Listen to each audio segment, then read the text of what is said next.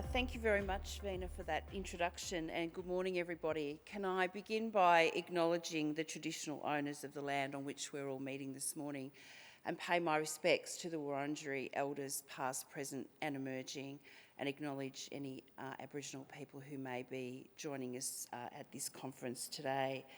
Well, it's great to be able to join you on day 3 of this important conference. And thank you very much to ecologiQ for organising this week's events.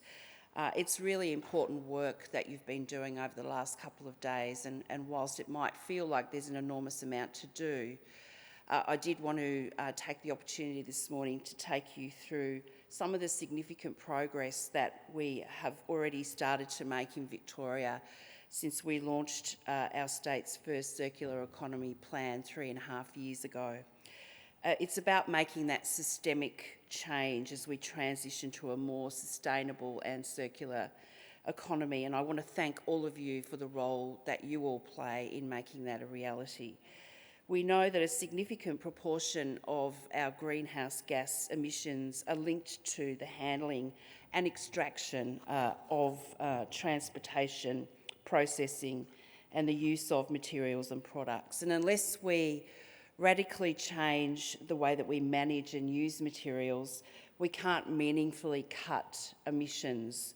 And of course, Victoria is building a circular economy. It's a key part of our government's agenda to tackle climate change, and we've got some very ambitious targets of net zero emissions by 2045. But I know that so many people right across industry, right across the community, right across government and agencies are absolutely committed to continuing to drive towards that important target.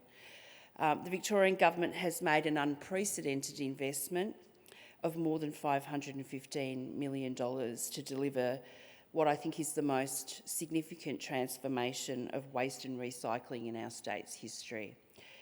The investment is absolutely critical if we're going to be able to tackle the 4 million tonnes of waste sent to landfill in Victoria every year. And this reform is actually reducing waste generation and boosting our recycling and reuse of our precious resources for a cleaner, greener Victoria with less landfill and pollution. And I think that the real sense I get is that changed attitude towards not talking about waste as something to get rid of, but talking about waste as a real opportunity and as a resource that can be recovered and reused. So by 2030, our circular economy reforms are set to divert 80% of all material away from landfill and cut total waste generation by 15% per capita. And also, of course, importantly, boost Victoria's economy, and these reforms are anticipated to boost the economy by $6.7 billion, creating almost 4,000 new jobs in these industries. We're driving this transition through a number of ways. Initiatives that stimulate innovation and markets for recycled materials, and it was terrific to be able to have a quick look through the trade hall this morning and see just the fantastic innovation that is going on right across the state. Investing in infrastructure to increase and improve our recycling and reuse of materials, and of course making stronger laws and regulations with new regulator Recycling Victoria, providing strategic leadership and oversight of the sector. And I know that you heard from the head of Recycling Victoria, Tony Ciccelli, yesterday. The CDS, Victoria's Container Deposit Scheme, which will start on the 1st of November this year, is central to our ambitious reforms. The most accessible scheme in the nation, CDS Vic, will reward Victorians with a 10-cent refund for every eligible drink can, carton and bottle they return. It will create those new high-value streams of plastics, glass and aluminium for recycling, often back into new drink containers. And it'll create new high-value streams, and it will reduce our litter while creating more than 600 jobs in Victoria. There will also be a mix of refund point types, including reverse vending machines, depots, over-the-counter refund points and pop-ups to make it as easy as possible for all Victorians to be able to return their drink containers. And it's exciting to see that infrastructure starting to roll out across the community, and you'll start seeing more and more of these reverse vending machines in your local supermarket car parks, at your local sporting clubs and community groups and the like. And we're also making sure that it's easier for people to recycle at home. Our new standardised four-stream household waste and recycling system will separate glass, food and organics, and mixed recycling and general waste, and that's being rolled out right across the state. The new separate glass recycling service really does allow that recovery of high-value recyclable glass, and it reduces, of course, that glass contamination in our paper and cardboard recyclables. To support this system, we're making standard lists of what can go into each stream.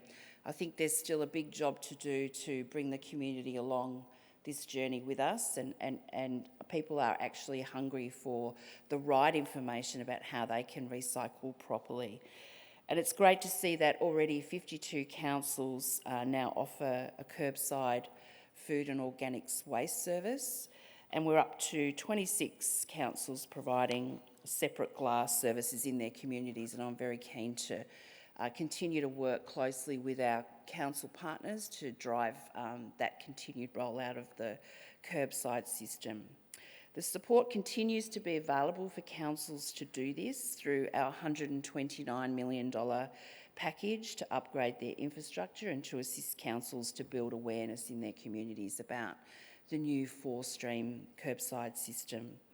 And this is in addition to more than $100 million that we've invested in new recycling and processing infrastructure in Victoria, creating more than 1 million tonnes of new capacity.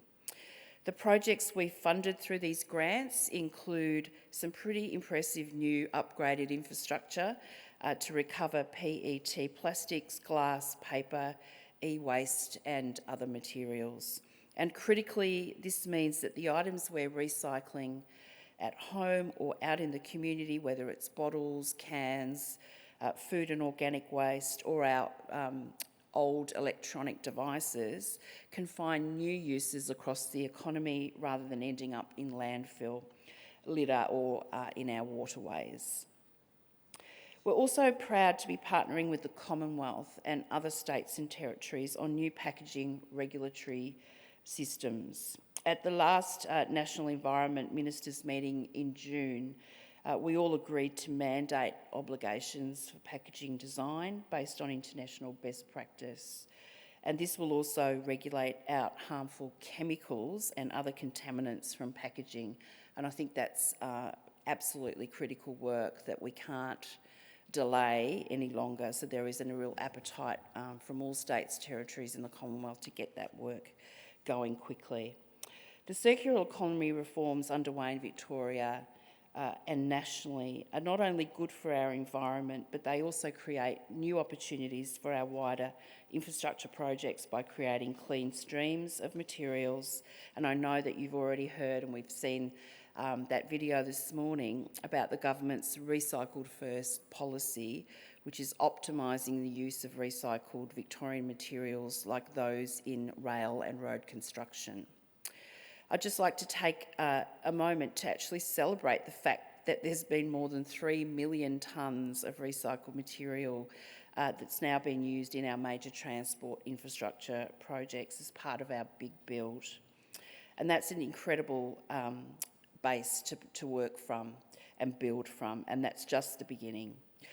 Recycled First allows what is possible for, or actually shows us what is possible for other parts of industry and our community as we work towards a future where the use of recycled materials becomes standard practice.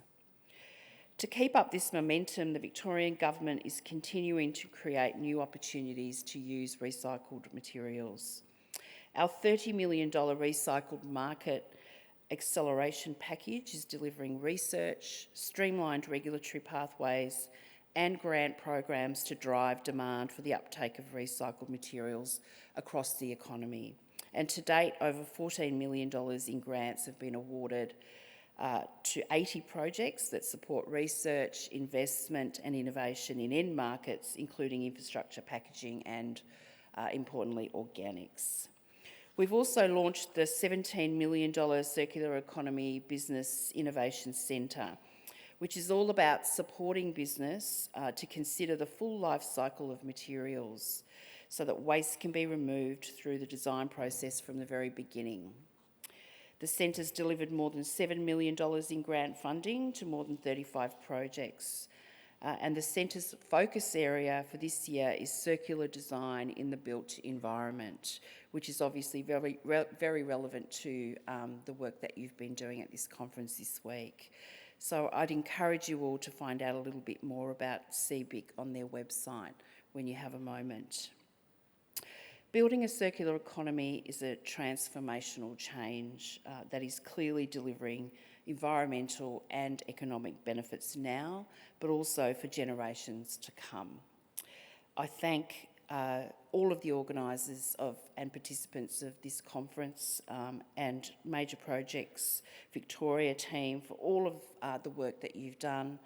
And I really do commend you on your ongoing contribution to this once-in-a-generation change.